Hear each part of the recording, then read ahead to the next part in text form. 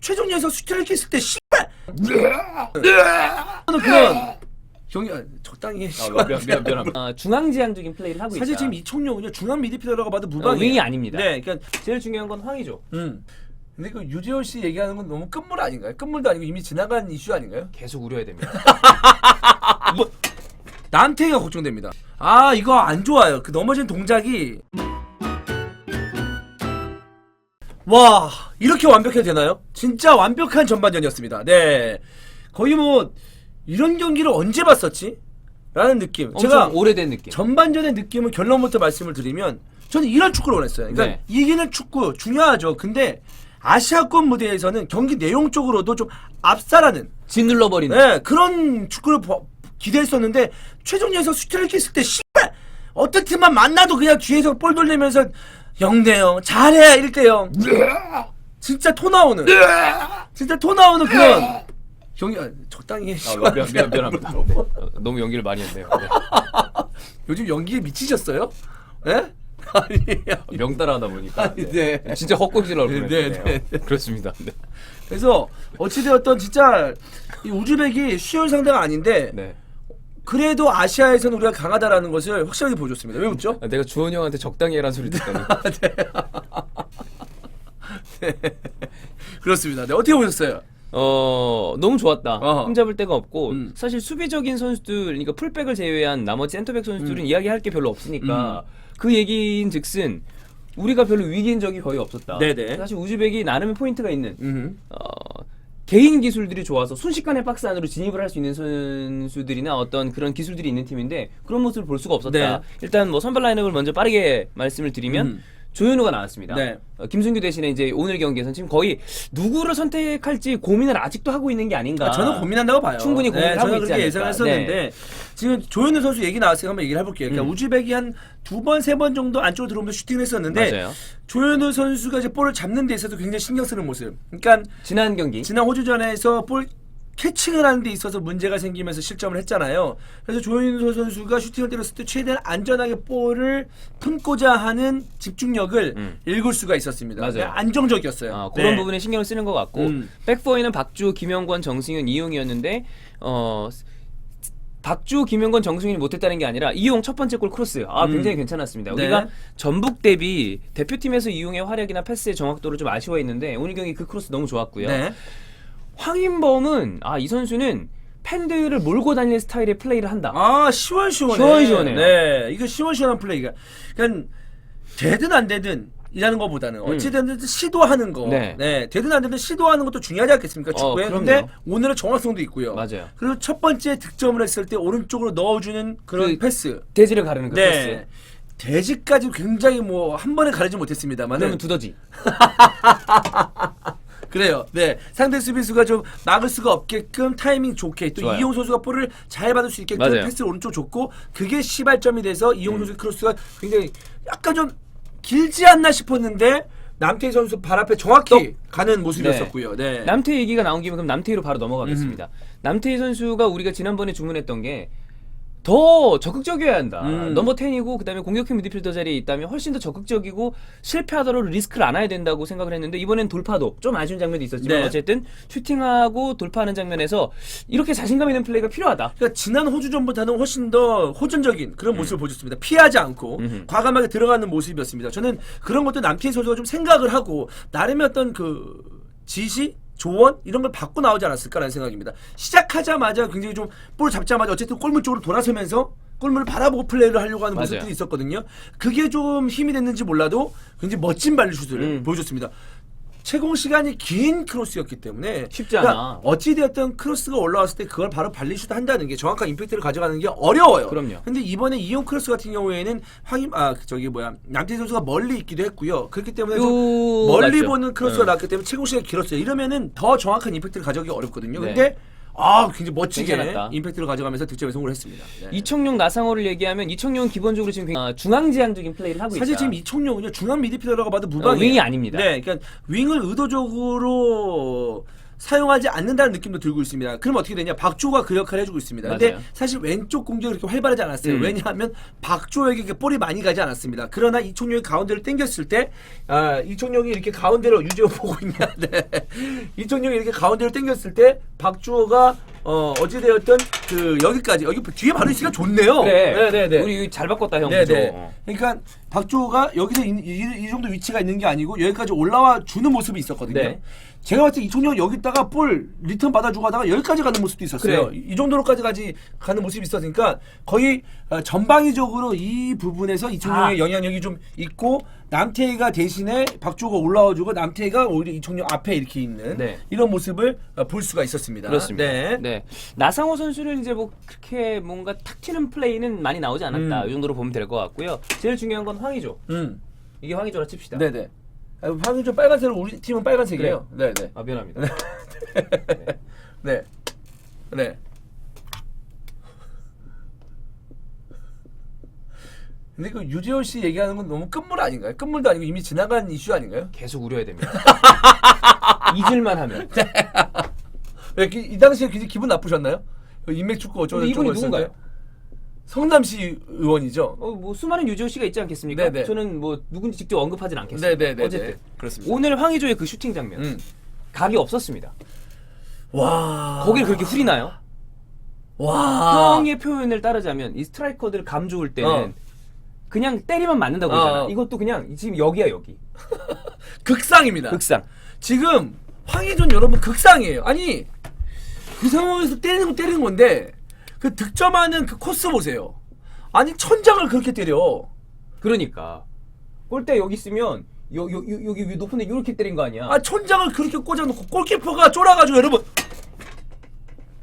아이고 하는 모습 보셨습니까? 여기다 넣었어. 여기다. 네네네네.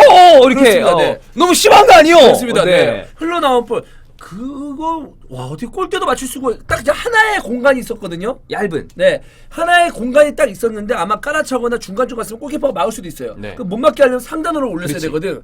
와 그거를 꽂아 넣습니다. 네 미사일입니다 미사일. 그리고 골키퍼 나와 있을 때 멀리 쳐 찬 슈팅이나 형이 트래핑이 감탄했던 그 네. 아웃으로 톡 쳐놓고 슈팅 각도 만드는. 슈팅했을 때 또 이 박스 근처에서 볼이 붕 떴었죠. 네. 그때 정말 가만히 볼을 보고 있다가 순간적으로 발목만 이용해서 탁 돌렸습니다. 그게 왜 중요하냐면 이렇게 트래핑하고 어느 쪽 방향을 미리 이렇게 해버리면 수비가 예상합니다. 근데 붕 떴을 때 황희조는 가만히 있어. 이거 볼만 보고 있다가 뿅 딱 내려왔어. 떨어지는 순간 바운더 되자마자 톡 쳐가지고 수비 떨궈내고 슈팅하는 모습. 그 다음에 황인범이 이쪽 지역에서 여기에 있는 황희조에게 강한 패스를 넣어줍니다. 맞아요. 요 앞에서 바운드가 되면서 황희조 허리까지 오거든요. 볼이 오는데 그걸 다리 올려가지고 되게 어렵잖아 이렇게. 뒤에 있는 이청용 선수였나요? 이청용이었던 것 같은데 이청용 선수에게 트래핑 한 다음에 연결해주는 네. 모습. 이게 원톱에서 할 역할인데. 이게 원톱이다. 네. 근데 중요한 게 뭐냐면 제가 이걸 했을 때 내주는 것뿐만 아니라 진짜 황인범도 이게 패스가 더럽게 왔어. 근데 왜냐하면 네. 왜 황인범 패스가 더러웠냐면 여기 앞에 수비수들이 있었기 때문에 강하게 안 차면 뺏겨 중간에. 여기 수비수에 커트가 당해요. 맞아요. 여기 있는 수비수에게 찰나에 공간이 나왔단 말이야. 그러니까 공간에 쑤셔 넣으려면 그냥 쑤셔 넣은 거야. 황인범도 황의조 믿고.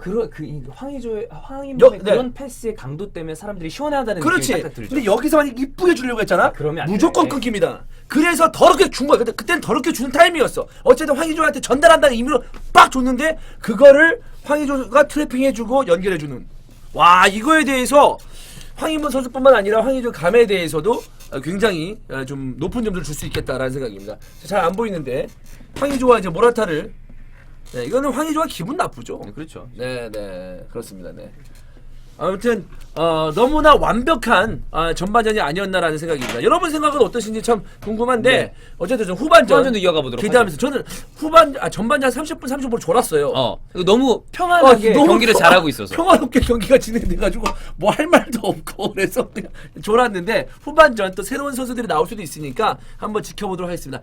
대신 여기서 마지막으로 단지 조금 아쉬웠던 거 굳이 말하자면 나상호가 조금 의욕은 있으나 의욕은 있으나 경기에 영향력을 끼칠 만한 플레이는 좀 보여주지 않았기 때문에 후반전 한번 기대해 보도록 하겠습니다. 후반전을 기대하겠습니다. 네, 후반전 이게 다 끝나고 다시 또 리뷰를 해볼 텐데 이게 너무 잘해도 할 말이 없네요. 그러게요. 무슨 말을 해야 될까요? 4대0. 4대0. 네. 5대0 날 뻔했어요. 5대0 날 뻔했죠. 5대 6대0도 날 뻔했어. 충분히 그럴 만했습니다. 근데 지금 그 포인트를 얘기해야 될 것 같습니다. 남태희가 걱정됩니다. 이거 안 좋아요. 그 넘어진 동작이 혼자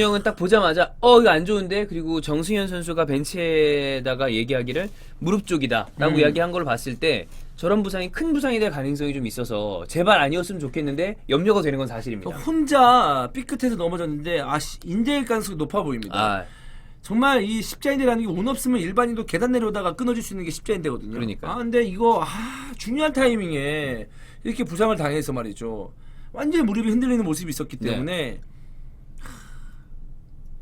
제발 큰 부상이 아니면 제발 좋겠습니다. 큰 부상이 네. 아니길 좀 바라겠고, 교체에 들어오는 문선민 선수가 득점을 했습니다. 그건 그러니까 문선민 네. 선수가 사실 대표팀에 이제 최근에 콜업이 되면서 벤투 출범 이후에 거의 매번 나오는데 솔직히 말해서 그렇게 되게 항상 좋진 않아요. 네. 근데 오늘 경기에서도 출장 기회를 받는 걸 보면 벤투가 분명히 믿는 구석이 있는 것으로 보이는데 오늘 그 기대에 부응하는 좋은 멋진 득점을 득점. 했습니다. 네. 약간 짧게 보는 까를로스 UF쇼 같은 네. 깎아차는 이 아웃프런트 가마차기가 나왔죠. 그러면서 기분 좋은 득점했어요. 그렇습니다. 문선민 선수가 들어오면서 이제 문선민이 이제 오른쪽에 이렇게 서 있게 되었고, 이제 석현준이 또 후반에 들어왔죠. 맞아요. 그 다음에 역시 이청용 선수가 가운데, 그다음 나상호 선수가 왼쪽으로 옮겼습니다.